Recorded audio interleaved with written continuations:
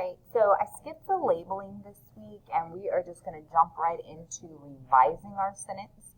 I suggested maybe add an adjective somewhere, and so I'm going to add one, I think, right here to describe the wind in a different way. You can also replace maybe a word to make it better, but these are pretty good words, so I don't know what you would replace. But I would write high, wispy clouds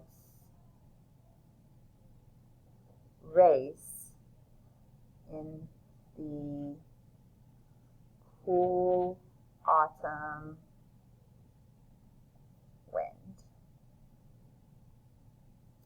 And I really think this needs a comma like this one does, because it's high clouds race, wispy clouds race, and then you could say in the cool wind or in the autumn wind. So I think it needs a comma the same way at the beginning has a comma also. I would put it there.